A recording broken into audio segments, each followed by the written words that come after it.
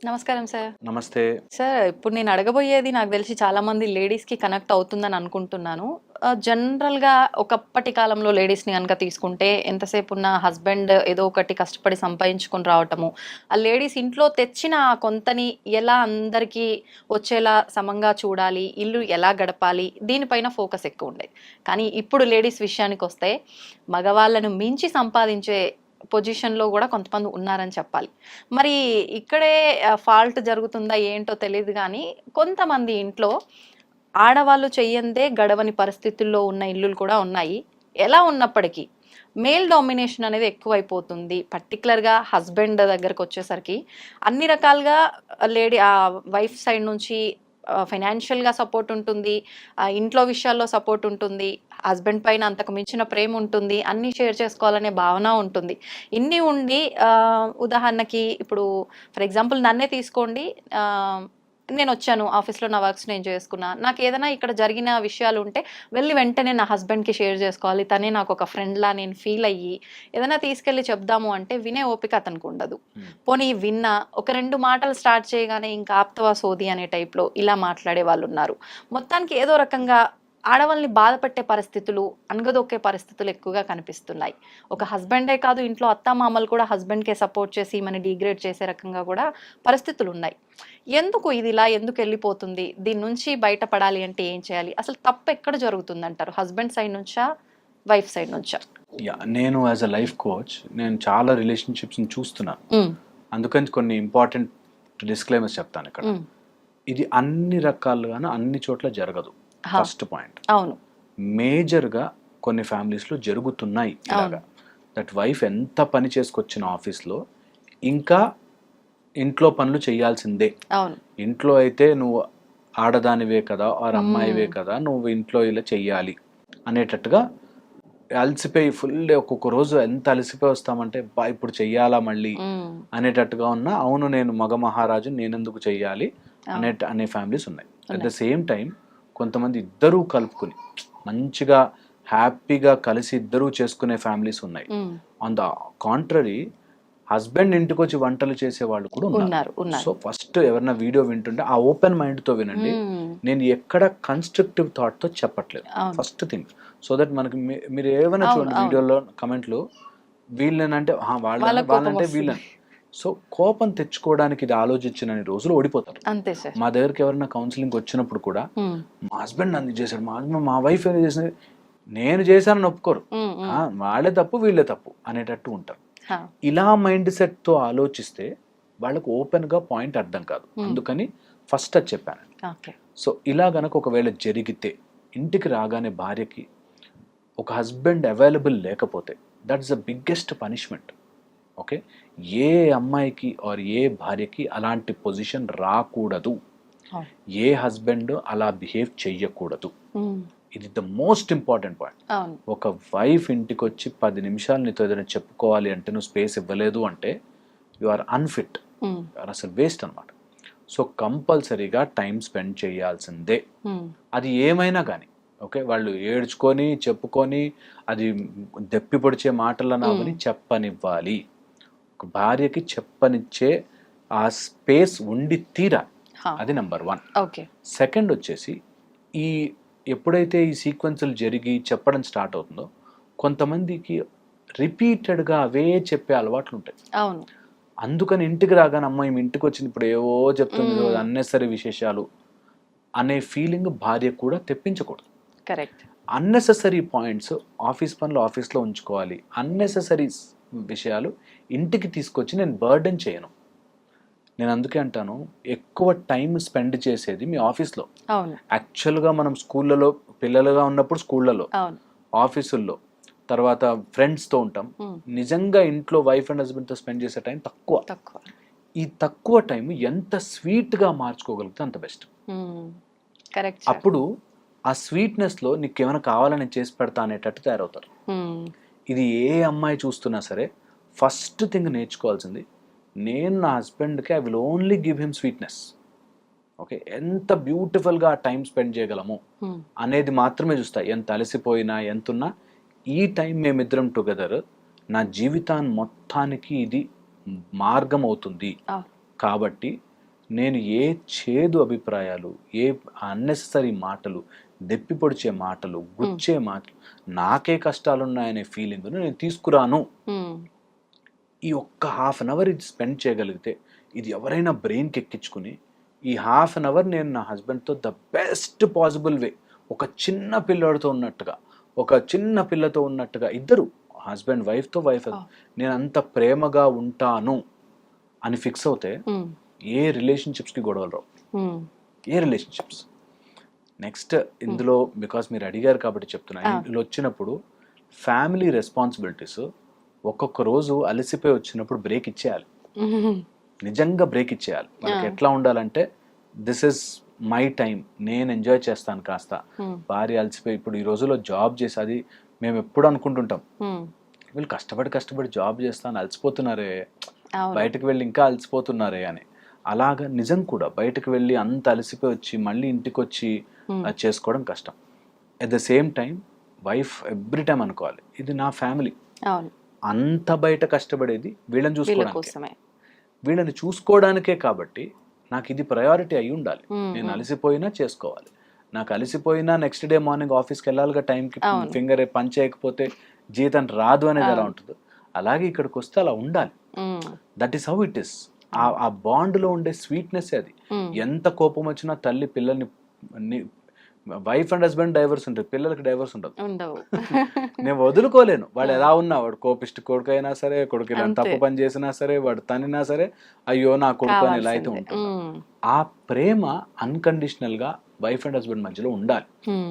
ఎప్పుడైతే వాళ్ళిద్దరు టుగెదర్ అవుతారు, నేను 100 times చెప్తాను, నా వీడియోలో ఎవరు చూసినా తెలుస్తుంది, that wife and husband is one team, మిగతా వాళ్ళంతా సెకండ్ టీమ్.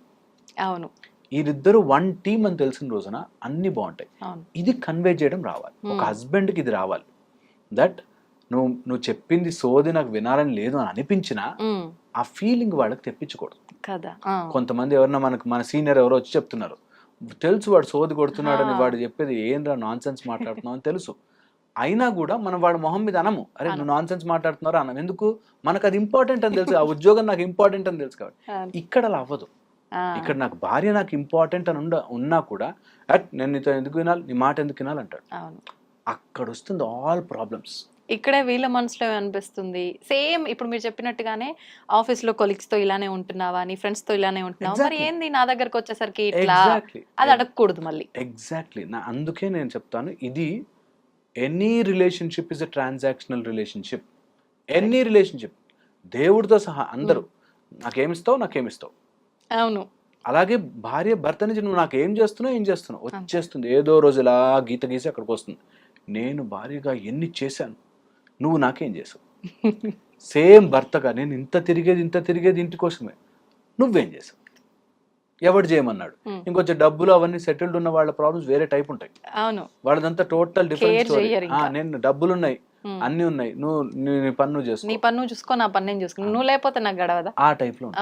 సో ప్రాబ్లం ఏదో రకంగా వస్తుంది, దాన్ని అండర్స్టాండ్ చేసుకుని దాన్ని ఒక టైప్ ఆఫ్ మన సాల్వ్ చేసుకోవాలి అనే మైండ్ సెట్ తో వెళ్ళడం ఇంపార్టెంట్, ఏ ప్రాబ్లం అయినా సరే. సో అందుకని ఒకవేళ ఇంటికి వచ్చినప్పుడు వైఫ్ కి చెప్పుకోవాలనిపిస్తే, ఫస్ట్ వైఫ్ మాట్లాడే విధానం, communicating what you are feeling చాలా చాలా ఇంపార్టెంట్. మా దగ్గరకు వచ్చే వాళ్ళు చాలా మంది ఆ కమ్యూనికేట్ చేయడం రాక బాధపడతారు. నాకు వెళ్తే నాకు ఏడుపు వచ్చేస్తుందండి అని. ఒక రోజు నీ ఏడుపున అయ్యయ్యో అంటారు, 2 రోజులు అయ్యయ్యో అంటారు, 3 రోజులు తర్వాత ప్రధాని గడిస్తే చల్లంటారు. అందుకని చెప్పేదాన్ని కూడా నీకు ఆ ఎమోషన్ డ్రామా అంతా తీసి ఇలా జరిగింది నీతో స్పెండ్ చేసేటట్టు ఉండాలి. నీ husband should be waiting for you. నా భార్య ఇంటికి వస్తుంది, నేను స్పెండ్ చేయాలి టైం అనేటట్టు ఉండాలి. కానీ మళ్ళీ వచ్చిందిరా బాబు తలకాయ నొప్పి అని అనుకోకూడదు. అలాగే హస్బెండ్ కూడా మా ఆయన ఇంటికి రావాలి, మా ఆయనతో హ్యాపీగా ఉండాలని అనిపించాలి. కానీ అమ్మాయిడు వచ్చాడో ఇప్పుడు ఏం చేస్తాడో అనేటట్టు ఉండకూడదు. అలాగా వీళ్ళిద్దరు టుగెదర్ అయితే తప్ప వైఫ్ అండ్ హస్బెండ్ గొడవలు సాల్వ్ కావడం చాలా కష్టమైపోతాయి. ఇదే గేమ్ ఒక్కసారి టుగెదర్ అయి చూడండి, గేమ్ ఎవడెవడు ఎన్ని పాలిటిక్స్ ప్లే చేస్తారో సపరేట్ చేయడం తెలుస్తుంది. అలా అత్త ఏమంటుంది, అలా అమ్మ ఏమంటుంది, మన ఇద్దరం ఒక టీము అని ఆలోచించి చూడండి. అసలు వాళ్ళ పప్పులు ఉడకవు అప్పుడు. మొత్తం ఇట్లా గిర్రమని ఉల్టా తిరిగిపోతుంది Correct. గేమ్ అంతా. అవును. మా అమ్మ ఇట్లా చెప్పింది నీ గురించి అనుకో, పక్కకు వచ్చి మా అమ్మ ఏం చెప్పింది అసలు నీ గురించి అని నవ్వుకుంటాం. అవును. బట్ ఏదన్నా కానీ మనమిద్దరం ఒక టీం రా, అంతే. మన ఇద్దరం కలిసి ఒక పనిలో ఉన్నాము, మనమిద్దరం వన్ అనేటట్టు ఉంటే ఆటోమేటిక్ గా ఫ్యామిలీస్ బాగుంటాయి. అది ఇంతకు ముందు ఉండేది మనకి. ఏదన్నా కానీ నేను ఈయనతోనే ఉండాలి, ఉండాలి, తిట్టుకున్నా మాట్లాడుకున్నా కొట్టుకున్నా ఏం చేసుకున్నా సరే ఒకళ్ళకొకళ్ళం ఉన్నాం. అది ఉంటే ఓ రోజు విసుగొస్తుంది, ఓ రోజు తిట్టుకుంటాం, ఓ రోజు కలిసిపోతారు. అది చాలా చాలా ఇంపార్టెంట్. ఈ రోజుల్లో ఆ టుగెదర్నెస్ లేక, లేకపోతే నేను వెళ్తా. నాకు 5 రోజులు డైవర్స్ అయిన వాళ్ళు గ్రాండ్ గా 20 కోట్లు ఖర్చు పెట్టి పెళ్లి చేసుకున్న 5 రోజుల్లో, నెల రోజులు 10 రోజులు డైవర్స్ చేసుకున్నా తెలుసు. So divorce right are wrong గా కాదు డిస్కషన్ ఇక్కడ. ఇక్కడ డిస్కషన్ ఇస్ ఎంత కలుపుకుంటున్నాం దట్ వీఆర్ వన్. ఏదైనా కానీ will face it, will stay. ఒక్కొక్కళ్ళకి ఇలాంటి బట్టలు వేసుకుంటే ఇష్టం ఉండదు, లేకపోతే ఇలాంటి వాళ్ళతో మాట్లాడితే ఇష్టం ఉండదు, విల్ అడ్జస్ట్. నా హస్బెండ్ ఇస్ వన్ టీమ్ అని అనుకుంటే ఎవ్రీథింగ్ విల్ సెటిల్. సో చెప్పుకోవడానికి ఇంటికి వచ్చినప్పుడు ఆ కమ్యూనికేటింగ్ మెథడ్ ఒకటి చాలా చాలా ఇంపార్టెంట్. ఇంకా లాస్ట్ అండ్ ఫైనల్ పాయింట్ చెప్తాను. నీ emotional drama when you go out and do some office work job చేస్తే ఎమోషనల్ డ్రామాని ఎఫెక్ట్ చేసేవి 4-5 పాయింట్స్ ఉంటాయి. అందులో ఫస్ట్, నా పిల్లలు ఏమైపోతారు. ఒక తల్లిగా ఇప్పుడు ఉండే ప్రాబ్లమ్, నేను ఇంత వర్క్కి వెళ్తున్నాను, పిల్లల్ని వదిలేసి వెళ్తున్నాను అంటారేమో ఈ టైప్లో. పిల్లలు ఏమైపోతారు, లేకపోతే ఇంట్లో అత్త మామ, అమ్మా నాన్న, వీళ్ళందరికీ నేను టైం స్పెండ్ చేయట్లేదేమో అనే ఒక దాంట్లో ఉంటారు. నేను ఇది మరీ చెప్తాను. మీరు ఎమోషనల్గా లోడ్ క్యారీ చేస్తే మాట్లాడుకోలేరు. So don't carry that load in your head. ఒకటి చెయ్యాలనుకున్నారు, ఉద్యోగానికి వెళ్ళాలనుకున్నారు, హ్యాపీగా వెళ్ళొచ్చేయండి.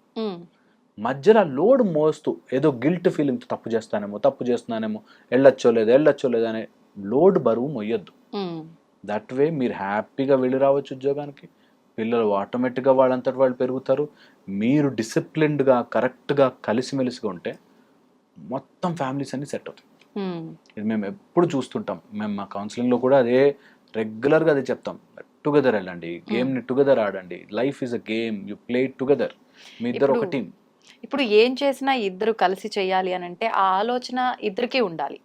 కానీ కొన్ని సందర్భాల్లో చూస్తుంటాము, వైఫ్కి వద్దు గొడవలు ఎందుకు, మేమిద్దరం ఒక్కటే, నేను సర్దుకొని పోతా, సరే ఆయన ఇలా ఉన్నాడు దానికి తగ్గట్టుగా నేను ఇలా ఉంటా అని వైఫ్ అనుకునే సిచ్యువేషన్స్ ఉంటాయి.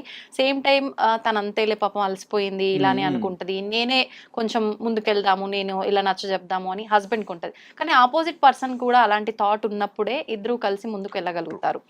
అలా ఒకవేళ ఇద్దరికి లేని పక్షంలో వన్ సైడే ఉంటే ఎలా బిహేవ్ చేయొచ్చు? వన్ సైడే ఉంటే మాత్రం అది కష్టమైన సీన్. సో వన్ సైడే ఉంది అంటే చాలా రకాల మెథడ్స్ మేము వాళ్ళని కౌన్సిల్ చేసి మైండ్ సెట్ మార్చి. ఎందుకు వన్ సైడే ఉంటుందంటే ఇద్దరు వేరే వేరే ఫ్లోర్ లో ఉండి ఆలోచిస్తుంటారు. నేను ఈ ఫ్లోర్ నుంచి చూస్తున్నాను, నువ్వు ఈ ఫ్లోర్ నుంచి చూస్తున్నావు, డిఫరెన్స్ ఉంది ఒపీనియన్ లో. అక్కడి నుంచి నాకు బిల్డింగ్ కనిపిస్తుంది అంటే నువ్వు కనిపించట్లేదు అని గొడవ పడతాను. నేను వేరే ఫ్లోర్ లో ఉన్నాను అనే పాయింట్ అర్థం చేసుకోరు. వీళ్ళ మైండ్ సెట్ వేరుగా ఉండడం వల్ల కలవట్లేదు అనేది అర్థం కాదు. సో మా దగ్గరికి ఎప్పుడైనా ఎవరి దగ్గర నా కౌన్సిలర్ దగ్గరికి వెళ్తే వాళ్ళు చెప్పేది, నువ్వు ఇలా ఆలోచించని స్లోగా, దానికి చాలా టైం పడుతుంది. ఈ మధ్యలో ఏమవుతుందంటే వేరే మార్గాలు తీసుకుంటారు, తప్పు దారి పడతారు, దేనికైనా అడిక్ట్ అవుతారు, ఏదో వ్యసనం బారిన పడతారు, లేదా డబ్బుల్లో చిక్కుకుపోతారు. ఏదో నాకు వేరే దాంట్లో జాబ్ వచ్చేసింది, అందులోకి మారుతా, అందులో అప్పు తీసుకుంటా, ఇలా అప్పుల పాలైపోతారు, తప్పు దారి పడతారు, ఎమోషనల్ గా వీక్ అయిపోతారు, రాంగ్ స్టెప్స్ తీసుకుంటారు. వీటన్నిటికీ ఇంకా కుజదోషాలు, వాస్తు దోషాలు అయితే చెప్పనేలేము. అవి వచ్చి ఇరుక్కుపోయాక అంత బాగుంటారండి బయట, లోపల కుక్కలు కొట్లాడుకుంటారు. కరెక్ట్. అసలు నమ్మరు కూడా, ఎవరైనా చెప్తే నమ్మరు. ఏం రోగం వచ్చింది, వీళ్ళు చూస్తే ఇంత క్లాస్ గా ఉన్నారు, ఇట్లా తనుకొని చేస్తున్నారు అనుకుంటారు. అట్లాగా చాలా రకరకాల ప్రాబ్లమ్స్ ఉంటాయి. సో ఆ ప్రాబ్లమ్ ని కరెక్ట్ గా అనలైజ్ చేసుకుని బయటపడడం తప్ప, ఒకళ్ళు ఒక సింక్ లో ఉండి ఇంకొకళ్ళు ఇంకొక దాంట్లో ఉంటే, ట్యూన్ లో ఉంటే చాలా కష్టపడతారు. నిజం చెప్తున్నాం కదా, ఇన్ని 15 ఏళ్ళ నుంచి ఇన్ని రకాల ప్రాబ్లమ్స్ చూసి మనుషులు ఇన్ని రకాలుగా ఉంటారా, ఇన్ని ప్రాబ్లమ్స్ తెచ్చుకుంటారా? సింపుల్ జీవితం, కొట్లాడు 18 ఏళ్ళ నుంచి కొట్లాడుతున్నాము, చచ్చిపోతారు, అయిపోయింది టైం ఇస్ ఓవర్, అయిపోయింది, చచ్చిపోతారు. 3000 రోజులు, 10 years ఓవర్, అంతే అయిపోయింది జీవితం. ఏముండదు, వెనక్కి తిరిగి చూసుకుంటే ఏముండదు. కొట్లాడుకున్నా జీవితంలో ఒకడు వచ్చా కొట్లాడుకున్నాం. ఇంకెంతకాలం ఇది జరిగిన తర్వాత అప్పుడు నిజంగా కలిసి ఉండాలనే తెలిసినా భావన కూడా ఇద్దరికి వచ్చినా ఉపయోగం ఉండదు. చాలా బాధేస్తుంది. అవును. మనకి అవి చూస్తే నిజంగా బయట నుంచి చూస్తే చిన్న ప్రాబ్లం కదరా అనిపిస్తుంది, ఆ, కానీ వాళ్ళ మైండ్లో అది పెద్ద ప్రాబ్లం, ఉమ్, పెద్ద ప్రాబ్లం. అవును. ఇది నేను చాలా మందిని చూసాను అట్లా. ఉమ్, సో అందుకని మా ప్రయత్నం ఏంటంటే ఎప్పుడైనా ఇంకొంచెం పుష్ చేద్దాం. కొంతమంది అస్సలు మారరు, మారరు. అసలు ఎంత చెప్పినా మారడు, ఉమ్, అడిక్ట్స్ అయిపోతారు, డ్రగ్ అడిక్ట్స్ అయిన వాళ్ళు, తాగుడు అలవాటు అయిన వాళ్ళు, బెట్టింగ్ యాప్స్. ఉమ్, ఈ మధ్య డైవర్స్లో బెట్టింగ్ యాప్స్ ప్రాబ్లం అయింది. ఉమ్, ఉమ్, హస్బెండ్ బెట్టింగ్ యాప్స్లో ఆడి 80 లక్షలు 90 లక్షలు 1 crore 2 crores ఇట్లా పెట్టేసేసి బెట్టింగ్ యాప్స్లో ఉమ్. మొత్తం రిలేటివ్స్ అందరి నుంచి అప్పులు చేసేసి అరెరే. ఇంకా ఆమె ఏం చేయాలో తెలియక డైవర్స్ ఇచ్చేసి. ఇటు అప్పుల పాలు చేస్తారు, ఇటు కుటుంబము పిల్లలు ఎవరిని పట్టించుకోరు. ఎంతసేపు వాళ్ళ ఫోకస్ దానిపై. డ్రగ్స్ తీసుకునే వాడి ఆలోచన ఎంతసేపు తీసుకోవాలని ఎలా ఉంటుందో ఇప్పుడు వీడు కూడా ఒక రకంగా అది అడిక్ట్ అయిపోతాడు. పక్కా. సో అందుకనే కొంచెం జాగ్రత్త పడి వీటిని కరెక్ట్గా ప్లాన్ చేసుకుని, ఒక్కసారి చక్రం వేయించుకుని చూసుకుని, ఒకసారి ఇల్లు కరెక్ట్గా ఉందా లేదా చెక్ చేసుకుని, మైండ్ సెట్ కరెక్ట్గా ఉందా లేదా చేసుకుని, సైకలాజికల్గా కరెక్ట్, ఫిజికల్గా కరెక్ట్గా ఉందా, 5 ఆస్పెక్ట్స్ చెక్ చేసుకోమంట. ఎప్పుడు భార్యాభర్తలకు సంబంధంలో ప్రాబ్లం వచ్చినా ఫిజికల్గా బాగున్నామా, మెంటల్గా సైకలాజికల్గా బాగున్నామా, ఆస్ట్రలాజికల్గా బాగున్నామా, వాస్తు ప్రకారం బాగున్నామా, అండ్ సమ్ టైమ్స్ మైండ్ బాగున్నామా, ఇలా అన్ని చెక్ చేసుకుంటే కొంత లైఫ్ని కరెక్ట్ చేసుకోవచ్చు. ఒక ప్రాబ్లంలో పడ్డాం, దాని నుంచి బెటర్గా బయట ఎలా పడచ్చు అనేది ఆలోచించుకుంటే బెటర్ అవుతుంది. Super sir, thank you sir, thank you very much.